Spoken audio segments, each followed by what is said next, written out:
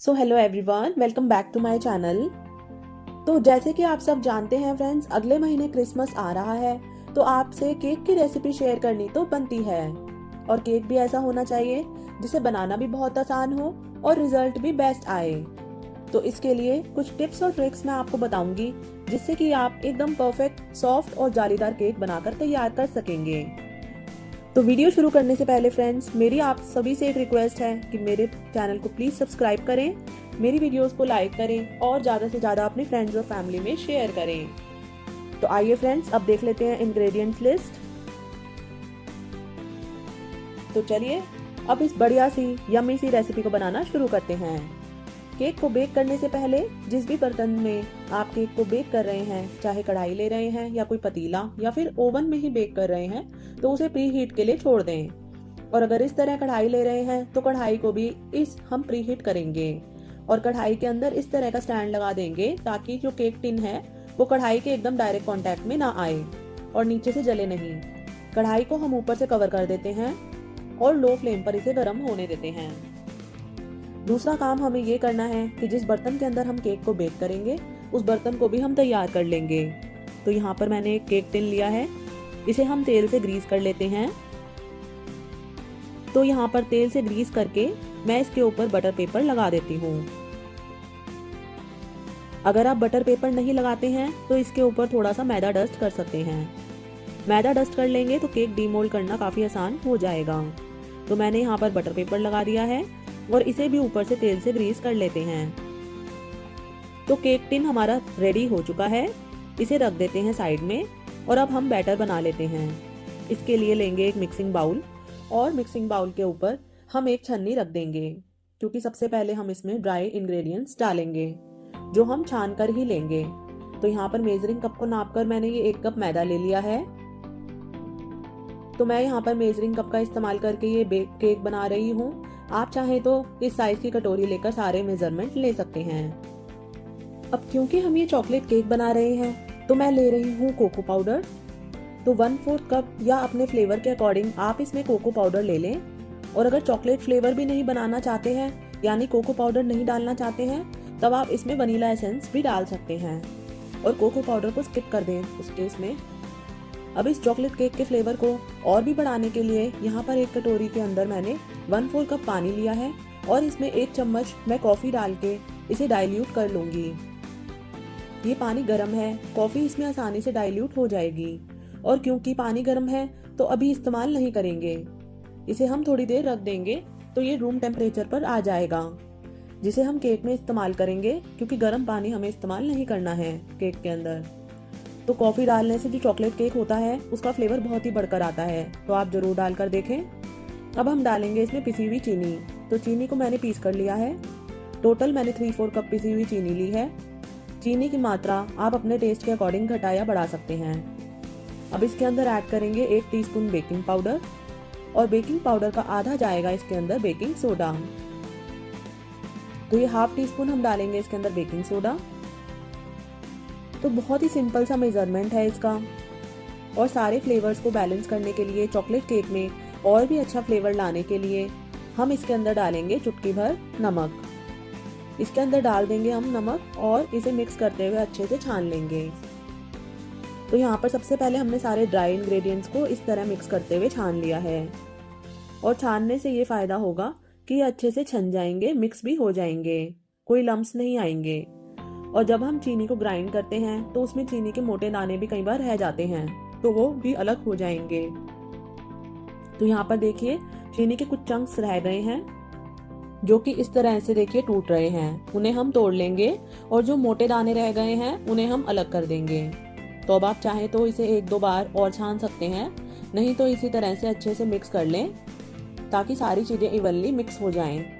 तो ये हमारा ड्राई इंग्रेडिएंट्स मिक्स तैयार हो गया है। इस मिक्स को आप एयरटाइट कंटेनर में स्टोर करके महीने 2 महीने तक आराम से रख सकते हैं। और जब कभी भी आपको केक को बेक करना हो तो फटाफट इस मिक्स को लें और फिर आगे का प्रोसेस करके फटाफट केक को बेक कर सकते हैं, क्योंकि ज़्यादातर टाइम तो इसी में निकल जाता है कि जो ड्राई इंग्रेडिएंट्स होते हैं उनका क्या मेजरमेंट लिया जाए और फिर उसे किस तरह से बेक किया जाए। तो चलिए अभी तो हम इसका केक बना ही लेते हैं।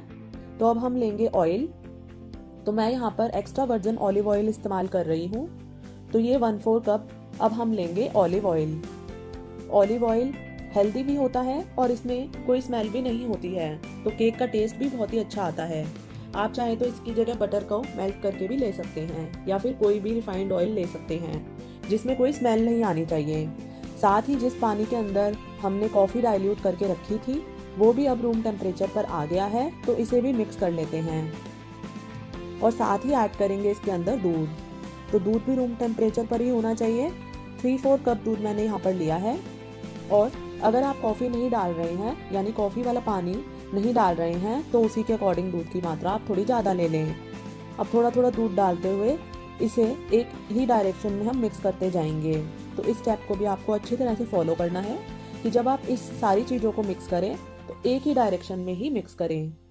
तो इससे अच्छा एरिएशन होता है, अच्छे बबल्स इसके अंदर बनते हैं और जो केक बनेगा वह भी काफ़ी ज़्यादा जालीदार बनेगा। तो यहाँ पर इस बैटर की कंसिस्टेंसी आप अपने अकॉर्डिंग दूध डाल कर एडजस्ट कर सकते हैं। दूध के बजाय आप पानी भी ले सकते हैं, लेकिन दूध का टेस्ट ज़्यादा अच्छा आता है केक में, क्योंकि हमने पहले ही सारे ड्राई इंग्रेडिएंट्स को अच्छे से छान कर लिया है। तो अब ये जो बैटर होगा वो काफ़ी जल्दी बन जाएगा और इसमें कोई लम्स भी नहीं रहेंगे, क्योंकि इस स्टेज पर हमें बैटर को बहुत ज़्यादा देर तक मिक्स नहीं करना है। मैंने टोटल 3/4 कप दूध लिया था और उसमें 2 चम्मच बच गया था, तो इतना दूध मेरा लग चुका है। और अब ये जो बैटर है एकदम अच्छे से मिक्स हो चुका है। देखिए कोई भी इसमें गुठलियाँ नहीं हैं। इस तरह से हम एक स्मूथ बैटर तैयार कर लेंगे, यानी बैटर एकदम यहाँ पर परफेक्ट बन चुका है। तो अब हम करेंगे एकदम लास्ट स्टेप, जो हमें एकदम लास्ट में ही करनी होती है, तभी जो केक का टेक्सचर है वो बढ़िया आता है, एकदम जालीदार आता है। तो यहाँ पर मैं आधा नींबू ले रही हूँ और इस नींबू को हम इस तरह से निचोड़ कर डाल देंगे। ये देखिए अभी जैसे मैं दिखाऊंगी आपको। ध्यान रखना है कोई भी बीज वगैरह नहीं जाना चाहिए और जो नींबू की मात्रा है वो भी ज़्यादा नहीं होनी चाहिए, नहीं तो जो केक होगा उसमें बहुत ज़्यादा जाली बनने से, एरिएशन होने से फिर जो केक होगा वो फटने लगेगा। तो एकदम परफेक्ट रेशियो में ही जूस को मतलब आप डालें इसमें।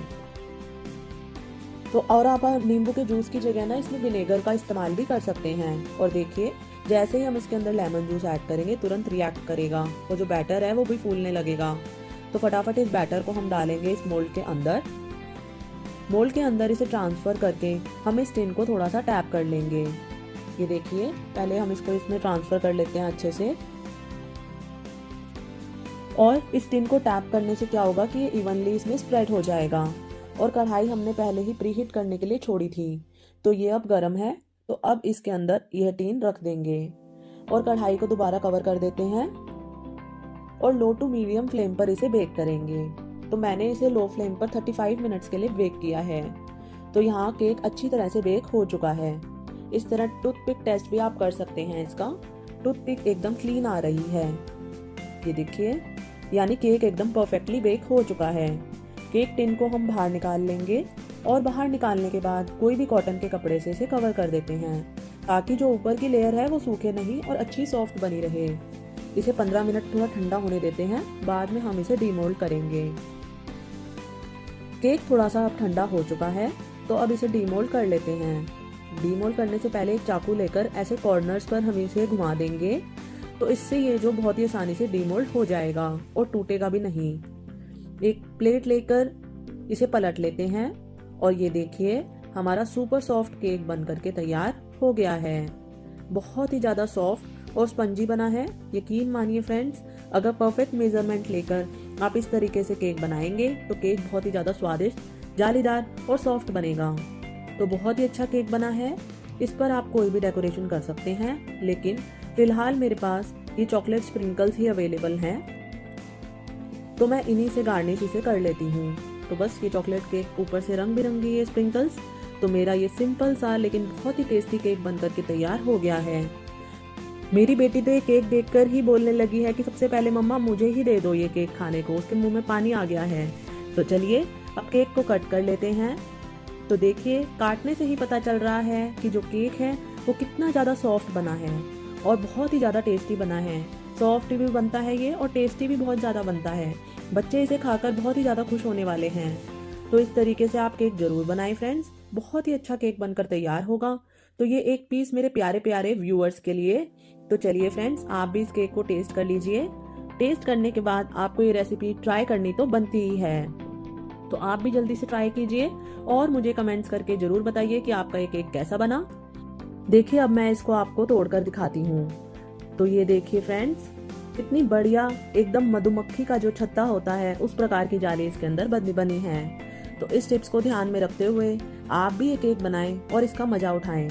और अगर आज का वीडियो आया है आपको पसंद तो प्लीज लाइक करें, मेरे चैनल को सब्सक्राइब करना ना भूलें फ्रेंड्स, और बेल आइकन को भी प्रेस करें। मैं आपको मिलती हूँ नेक्स्ट वीडियो में बहुत ही मजेदार रेसिपी के साथ। तब तक के लिए बाय बाय।